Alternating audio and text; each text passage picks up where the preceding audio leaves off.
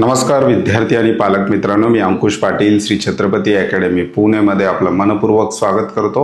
आजच्या व्हिडिओमध्ये आपण वेगवेगळ्या डॉक्युमेंटचे फॉर्मॅट पाहणार आहोत की वेगवेगळे जे डॉक्युमेंट्स आहेत, विद्यार्थ्यांचे जे काही रेग्युलर डॉक्युमेंट्स आहेत त्या व्यतिरिक्त आणखी काही डॉक्युमेंट्स ॲडमिशनच्या वेळी लागत असतात, तर त्याचे फॉर्मॅट कशा प्रकारे असले पाहिजेत याविषयी डिटेल डिस्कशन आपण आजच्या व्हिडिओमध्ये पाहणार आहोत। जवळपास 15 डॉक्युमेंट्स आपण आजच्या व्हिडिओमध्ये डिस्कस करणार आहोत, त्यामुळे व्हिडिओ अतिशय माहितीपूर्ण आहे। अगदी शेवटपर्यंत पहा। चॅनलवर नवीन असाल तर अशाच माहितीपूर्ण व्हिडिओसाठी श्री छत्रपती अकॅडमी पुणेच्या यूट्यूब चॅनलला सबस्क्राइब करा। पेड काउन्सिलिंग सर्व्हिससाठी आमचे ऑफिशियल कॉन्टॅक्ट नंबर डिस्क्रिप्शन बॉक्समध्ये तसेच स्क्रीनवर दिलेले आहेत, त्या नंबरला कॉल किंवा मेसेज करून तुम्ही आमच्या पेड काउन्सिलिंग सर्व्हिसविषयी अधिक माहिती घेऊ शकता। आजच्या विषयाला आपण सुरुवात करूया। तत्पूर्वी श्री छत्रपती अकॅडमी पुणे मार्फत कट ऑफ मंत्र हे ॲप आपण लॉन्च केलेलं आहे। महाराष्ट्र राज्यातील जवळपास 3000 विद्यार्थ्यांनी हे ॲप डाउनलोड केलेलं आहे। या ॲपमध्ये विद्यार्थ्यांचा जो काही नीटचा अपेक्षित स्कोर येतो आहे तो स्कोर टाकून विद्यार्थी त्या स्कोरला यावर्षी आपल्याला कोणते कॉलेजेस मिळू शकतात याची लिस्ट मिळू शकतात। त्या ठिकाणी प्लॅटफॉर्म फीस आकारली जाते, ती फीस भरून विद्यार्थी त्या ठिकाणी लिस्ट पाहू शकतात। जवळपास 7 कोर्सेसचा समावेश आणि 370 पेक्षा जास्त कॉलेजचा समावेश आपण या ॲपमध्ये केलेला आहे। जरी तुम्ही लिस्ट पाहिली नाही तरी ॲप डाउनलोड करून जरी ठेवलं तरी न्यूज अँड अलर्ट हा पोर्शन आपण त्याच्यामध्ये दिलेला आहे। त्याच्यामध्ये काउन्सिलिंग संदर्भातले महत्त्वाचे अपडेट्स विद्यार्थ्यांना फ्रीमध्ये दिले जाणार आहेत। कालच आपण महाराष्ट्र राज्यातील संपूर्ण गव्हर्नमेंट त्याचबरोबर सेमी गव्हर्नमेंट MBBS कॉलेजचे कॅटेगरी वाईज कट ऑफ त्याचबरोबर राउंड वाईज कट ऑफ सुद्धा आपण न्यूज अँड अलर्ट सेक्शनमध्ये दिलेले आहेत। ॲप डाउनलोड केलं नसेल तर डिस्क्रिप्शन बॉक्समध्ये अँड्रॉइडची सुद्धा लिंक दिलेली आहे। जर तुम्ही आयफोन वापरत असाल तर iOSची सुद्धा त्या ठिकाणी लिंक दिलेली आहे। मूळ विषयाकडे येऊयात। मूळ विषय आहे important document format for admission. असे काही डॉक्युमेंट्स आहेत जे विद्यार्थ्यांना रेग्युलर डॉक्युमेंट जे आहेत त्या व्यतिरिक्त विद्यार्थ्यांना ते डॉक्युमेंट्स त्या ठिकाणी ॲडमिशनच्या वेळी सबमिट करावे लागतात आणि त्याचे फॉर्मॅट जवळपास विद्यार्थ्यांकडे अवेलेबल नसतात, तर ते फॉर्मॅट आपण अवेलेबल करून देत आहोत। जवळपास 15 असे डॉक्युमेंट आहेत जे वेगवेगळ्या कंडिशनमध्ये विद्यार्थ्यांना त्या ठिकाणी कॉलेजला द्यावे लागतात। असे कोणकोणते डॉक्युमेंट्स आहेत ते आता आपण पाहूयात। पहिलं तर आहे स्टडी सर्टिफिकेट। काही कॉलेजेस जे आहेत विद्यार्थ्यांकडनं स्टडी सर्टिफिकेटची मागणी करत असतात ॲडमिशनच्या वेळेस। हे आता नाही काढलं तरी चालेल। जर तुमचं ॲडमिशन झालं आणि एखाद्या कॉलेजच्या ब्रोशरमध्ये स्टडी सर्टिफिकेटचा उल्लेख सापडला तर हा त्याचा फॉर्मॅट आहे। या ठिकाणी तुमच्या कॉलेजचे जे काही HSCचे 12वीचे जे काही प्रिन्सिपल आहेत किंवा हेडमास्टर आहेत त्यांचा स्टॅम्प आणि सही या ठिकाणी लागणार आहे। जनरली हे खूप रेअर आहे, म्हणजे मागितलं याची मागणी खूप कमी प्रमाणात होते, तरी तुमच्याकडे फाईलला लावून असू द्या हा फॉर्मॅट, त्यासाठी आपण दिलेला आहे। दुसरा आहे नेम चेंज ॲफिडेव्हिट, म्हणजेच एखाद्या विद्यार्थ्याच्या नावामध्ये काही मिस्टेक झाली असेल आणि कॉलेजने त्याला ॲफिडेव्हिट मागितला असेल नेम चेंज स्वरूपातलं, तर हा नेम चेंज ॲफिडेव्हिटचा फॉर्मॅट सुद्धा आपण याच्यामध्ये या ठिकाणी दिलेला आहे। तिसरा आहे PWD सर्टिफिकेट। PWD सर्टिफिकेट 2 प्रकारच्या ॲडमिशन प्रक्रियेचे वेगवेगळे आहेत। इथे आपण दिलेलं आहे वेटरनरी ज्या विद्यार्थ्यांना करायचं आहे आणि विद्यार्थी PWD मध्ये येतो, म्हणजे अपंग किंवा दिव्यांग प्रवर्गामध्ये विद्यार्थी येतो, तर ह्या ठिकाणचा तो फॉर्मॅट आहे की हा वेटरनरीसाठी वापरला जातो। आता हा जो काही फॉर्मॅट आहे, वेटरनरीचे जे काही फॉर्मॅट्स या ठिकाणी दिलेले आहेत हे 2024च्या ॲडमिशन प्रक्रियेचे आहेत। 2025चं जेव्हा इन्फॉर्मेशन बुलेटिन येईल त्याच्यामध्ये हे नवीन फॉर्मॅट त्या ठिकाणी ब्रोशरमध्ये दिलेले असतात। नवीन फॉर्मॅटवर विद्यार्थ्यांनी त्या ठिकाणी संपूर्ण ॲक्टिव्हिटी करायची असतात, पण विद्यार्थ्यांना डेमो आपण देतो आहोत की कशा प्रकारचं त्या ठिकाणी सर्टिफिकेट त्या ठिकाणी असतात किंवा कशा प्रकारचे फॉर्मॅट असतात। त्याच्यानंतर आहे वेटरनरीसाठी प्रोजेक्ट अफेक्टेड पर्सन, म्हणजे ज्या विद्यार्थ्यांची पालकांची किंवा आजोबांची जमीन एखाद्या शासनाच्या प्रोजेक्टमध्ये गेली असेल आणि त्या ठिकाणी त्यांना प्रोजेक्ट अफेक्टेड लिस्टमध्ये शासनाने टाकला असेल, तर अशा विद्यार्थ्यांसाठी वेटरनरीच्या ॲडमिशन प्रोसेसमध्ये काही सीट रिझर्व ठेवलेल्या असतात आणि त्यासाठीचा प्रोजेक्ट अफेक्टेड पर्सनचं जे काही डॉक्युमेंट्स आहे त्यासाठीचा जो काही दाखला म्हणून वापरला जातो तर हे आहे प्रोजेक्ट अफेक्टेड सर्टिफिकेट। याची प्रिंट घेऊन विद्यार्थ्यांना आपल्या जिल्हाधिकारी कार्यालयात जाऊन जिल्हा व पुनर्वसन अधिकारी जे त्या बसतात त्यांच्याकडे जाऊन या ठिकाणी स्टॅम्प आणि सही हे संपूर्ण डिटेल भरून त्या ठिकाणी द्यावं लागतं। हा सुद्धा जुन्या ब्रोशर मधला फॉर्मॅट आहे, नवीन ब्रोशर आल्यानंतर त्याच्यामध्ये नव्याने फॉर्मॅट येतो। त्याच्यानंतर आहे ॲग्रिकल्चर सर्टिफिकेट।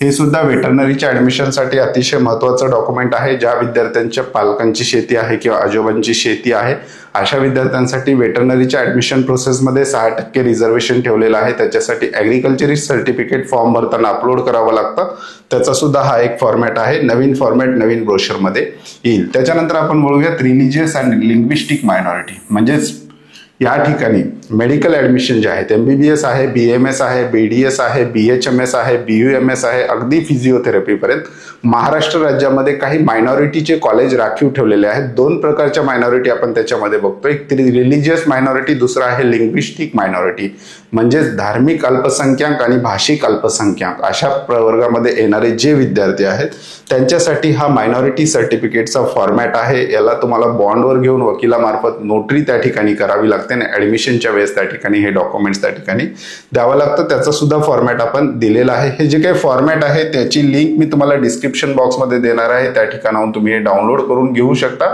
किंवा फॉर्मॅटची लिंक सेव्ह करून ठेवा. जेव्हा गरज पडेल ज्या डॉक्युमेंटची त्या ठिकाणी तुम्ही प्रिंट काढून तो डॉक्युमेंट्स जे काही योग्य अथॉरिटी आहे त्यांच्याकडून बनवून घेऊ शकता. त्याच्यानंतर आहे कॅन्सलेशन फॉर्म, म्हणजेच एखाद्या विद्यार्थ्याला एखाद्या राऊंडमध्ये कॉलेज मिळालेलं आहे आणि काही कारणास्तव कॅन्सल करायचं आहे तर तशी सुद्धा सुविधा त्या ठिकाणी CET सेल मार्फत महाराष्ट्र शासनामार्फत दिली जाते. म्हणजेच एखाद्या विद्यार्थ्याला MBBS, BDS, BMS, BHMS, BUMS, physiotherapy या दरम्यान कुठलंही एखादं कॉलेज मिळालेलं आहे आणि काही कारणास्तव कॅन्सल करायचं आहे, किंवा एखाद्या विद्यार्थ्याला अगोदर BHMS कॉलेज मिळालेलं आहे, नंतर त्याला BMS पुढच्या राऊंडला मिळालेला आहे, काही कारणास्तव किंवा BMS घ्यायचा असेल तर त्याला BHMS कॅन्सल करायचा असेल तर हा कॅन्सलेशन फॉर्म भरून कॉलेजला द्यावा लागतो. त्याचा सुद्धा फॉर्मॅट तुमच्याकडे असू द्या. त्याच्यानंतर डिसॅबिलिटी सर्टिफिकेट, PWD सर्टिफिकेट, वर आपण बघितलेलं होतं वेटरनरीच्या ऍडमिशन प्रोसेससाठी. आता हे जे आहे PWD सर्टिफिकेट हे बाकी हेल्थ सायन्स कोर्सेस जे आहेत MBBS, BDS, BMS, BHMS, BUMS आणि फिजिओथेरपी याच्या गव्हर्नमेंट कॉलेजमध्ये PWD साठी सीटचं रिझर्वेशन असलेलं आपल्याला पाहायला मिळतात. हे PWD सर्टिफिकेटचा फॉर्मॅट आहे. हा फॉर्मॅट विद्यार्थ्यांनी पाहून घ्यायचा आहे. बाकी विद्यार्थ्यांना नीटचा रिझल्ट लागल्यानंतर काही सेंटर दिले जातात, त्या ठिकाणी जाऊन चेकअप करून विद्यार्थ्यांना त्या ठिकाणाहून PWD सर्टिफिकेट मिळवावं लागतं आणि त्या ठिकाणी व्हेरीफाय झालेल्या विद्यार्थ्यांना ते जे काही सेंटर आहेत ते PWD सर्टिफिकेट देत असतात. परंतु विद्यार्थ्यांच्या अभ्यासासाठी एक फॉर्मॅट आपण या ठिकाणी दिलेला आहे. डिफेन्स सर्टिफिकेट जे आहेत, म्हणजे जे विद्यार्थी महाराष्ट्र राज्यामध्ये जे विद्यार्थी नीटची परीक्षा देत आहेत त्यांचे पालक डिफेन्स सर्व्हिसमध्ये आहेत त्याचे 3 क्रायटेरिया आहेत: D1, D2, D3. D1 म्हणजे एक्स सर्व्हिसमॅन, त्याच्यानंतर D2 म्हणजे ज्यांची करंट आता सर्व्हिस चालू आहे, आणि D3 म्हणजे बाहेरच्या राज्यातला एखादा सैनिक जो महाराष्ट्रामध्ये सर्व्हिस देतोय. अशा पालकांच्या पाल्यांसाठी महाराष्ट्र राज्यामध्ये गव्हर्नमेंट कॉलेजेसमध्ये डिफेन्स कोटा हा राखीव ठेवण्यात आलेला आहे. त्याचा हे सर्टिफिकेटचा फॉर्मॅट आहे. हा फॉर्मॅट वेगवेगळा असू शकतो. तुमचं जिल्हा सैनिक बोर्ड जे आहे त्या ठिकाणी तुम्हाला हे सर्टिफिकेट मिळत असतात, त्यांच्याकडे वेगळा फॉर्मॅट असू शकतो. परंतु CET सेलच्या इन्फॉर्मेशन ब्रोशरमध्ये जो फॉर्मॅट दिलेला आहे तो आपण या ठिकाणी दिलेला आहे. याच्यापेक्षा वेगळा फॉर्मॅट असेल आणि खाली स्टॅम्प असेल लीगल ऑथराइजचा तर ते सुद्धा चालणार आहे. कॅरेक्टर सर्टिफिकेट काही कॉलेजेस त्या ठिकाणी मागत असतात, तर कॅरेक्टर सर्टिफिकेटचा फॉर्मॅट सुद्धा आपण या ठिकाणी दिलेला आहे. कॅरेक्टर सर्टिफिकेटला ऑप्शनल डॉक्युमेंट सुद्धा विद्यार्थ्यांनी दुसरं एक आहे, म्हणजे तुमचं ट्रान्सफर सर्टिफिकेट ज्याला आपण TC किंवा लिव्हिंग सर्टिफिकेट किंवा ज्याला आपण शाळा सोडल्याचा दाखला म्हणतो, 12वीचा जो दाखला आहे त्याच्यावर बऱ्याचशा दाखल्यावर प्रोग्रेस अँड कंडक्ट गुड असं लिहिलं असतं, किंवा तुमची TC मराठीत असेल तर वर्तणूक चांगली लिहिलेलं असतं. असं जर असेल तर ते TC तुमचं कॅरेक्टर सर्टिफिकेटचं काम करून जातात. परंतु ज्या विद्यार्थ्यांच्या TCवर त्या ठिकाणी डॅश मारलेला आहे, प्रोग्रेस अँड कंडक्टच्या जागी डॅश मारलेला आहे, किंवा वर्तणूक चांगलीच्या ठिकाणी डॅश मारून TC बनवून दिली असेल तर अशा विद्यार्थ्यांनी बॅकअप म्हणून हे जे काही कॅरेक्टर सर्टिफिकेट आहे ते कॅरेक्टर सर्टिफिकेट बनवून घ्यायचं आहे. त्याचा एक फॉर्मॅट आपण या ठिकाणी दिलेला आहे. प्रिन्सिपलचा स्टॅम्प आणि सही तुम्ही या ठिकाणी घेऊ शकता. ॲनेक्शर C म्हणजे ज्या विद्यार्थ्यांकडे वोटर ID कार्ड नसेल, विद्यार्थी वोटर ID कार्ड बनवण्याच्या एज पर्यंत आतापर्यंत पोहोचला नसेल आणि वोटर ID कार्ड अवेलेबल नसेल, तर काही कॉलेजेस वोटर ID कार्डची जेव्हा मागणी करतात आणि विद्यार्थ्याकडे अवेलेबल नसतं तर अशा विद्यार्थ्यांना हे ॲनेक्शर C भरून द्यावा लागतं. याला कुठलाही बॉन्ड किंवा कुठल्याही ऑथॉरिटीकडे जाण्याची गरज नाही. या कागदाची सरळ प्रिंट काढून तुम्ही या ठिकाणी साईन करून कॉलेजला तुमचं नाव टाकून आणि हे सगळं डिटेल आहे ते भरून तुम्ही देऊ शकता. ह्याचा सुद्धा फॉर्मॅट तुमच्याकडे असू द्या. त्याच्यानंतर स्टेटस रिटेन्शन फॉर्म, जेव्हा तुम्हाला एखादं कॉलेज मिळतं आणि ते तुम्हाला फायनल करायचं असतं, ऍडमिशनच करायचं असतं, बेटरमेंट किंवा अपग्रेडेशन घ्यायचं नाही किंवा पुढच्या राऊंडला जायचं नाही किंवा इतर कुठल्याही प्रक्रियेत भाग घ्यायचा नाही, मिळालेलं कॉलेज फुल्ली सॅटिस्फाईड असेल आणि विद्यार्थी जेव्हा ऍडमिशन फायनल करतो त्यावेळेस विद्यार्थ्यांना त्या कॉलेजला हे स्टेटस रिटेन्शन फॉर्म भरून द्यावा लागतो. त्याचा सुद्धा फॉर्मॅट आपण या ठिकाणी दिलेला आहे, तुम्ही पाहू शकता. त्याच्यानंतर गॅप सर्टिफिकेट, ज्या विद्यार्थ्यांची 12वी 2024च्या अगोदर झालेली आहे आणि नीट परीक्षेसाठी त्यांनी गॅप घेतलेला आहे आणि दरम्यान कुठेही ऍडमिशन घेतलेलं नाही अशा विद्यार्थ्यांसाठी गॅप सर्टिफिकेट असतो.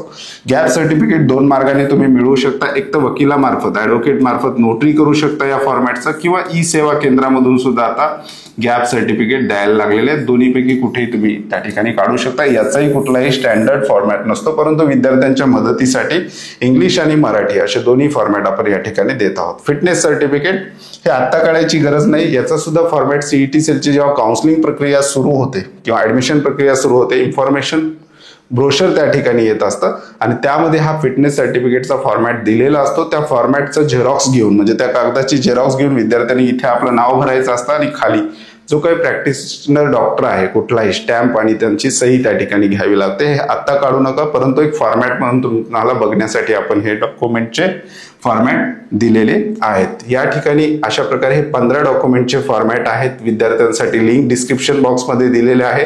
त्याचबरोबर ॲपमध्ये सुद्धा हे फॉर्मॅट आपण अपलोड केलेले आहेत. त्या ठिकाणी सुद्धा तुम्ही जाऊन चेक करू शकता. आणि हे जे काही लिंक आहेत फॉर्मॅटच्या, हे मी आपल्या व्हॉट्सअप ग्रुपला सुद्धा टाकणार आहे. त्या ठिकाणी सुद्धा व्हॉट्सअप ग्रुपला तुम्ही पाहू शकता. व्हॉट्सअप ग्रुपची लिंक डिस्क्रिप्शन बॉक्समध्ये दिलेली आहे. त्या लिंकवर क्लिक करून तुम्ही सहज आमच्या व्हॉट्सअप ग्रुपला सुद्धा जॉईन होऊ शकता. वेगवेगळ्या प्रकारचे फॉर्मॅट आहेत. त्याची कुठलेही स्टँडर्ड फॉर्मॅट जे आहेत ते ब्रोशर मधले जे काही डॉक्युमेंट्स आहेत त्याचा स्टँडर्ड फॉर्मॅट असू शकतो, परंतु जे बाकी हे कॅरेक्टर सर्टिफिकेट, त्याच्यानंतर गॅप सर्टिफिकेट, त्याच्यानंतर हे जे काही गॅप सर्टिफिकेट मराठीचं दिलं आपण, त्याच्यानंतर रिलिजियस मायनॉरिटी सर्टिफिकेट, याचा कुठलाही स्टँडर्ड फॉर्मॅट नसतो, परंतु गरज पडली तर विद्यार्थी हा फॉर्मॅट त्या ठिकाणी वापरू शकतात. पेड काउन्सिलिंग सर्व्हिससाठी डिस्क्रिप्शन बॉक्समध्ये आमचे कॉन्टॅक्ट नंबर, त्याचबरोबर आमचा ॲड्रेस दिलेला आहे. त्या नंबरला कॉल किंवा मेसेज करून तुम्ही आमच्या पेड काउन्सिलिंग सर्व्हिस विषयी अधिक माहिती घेऊ शकता. तुर्तास आजच्या व्हिडिओमध्ये आपण इथेच थांबतोय. पुन्हा भेटूयात आणखी एका नव्या आणि माहितीपूर्ण व्हिडिओमध्ये. धन्यवाद.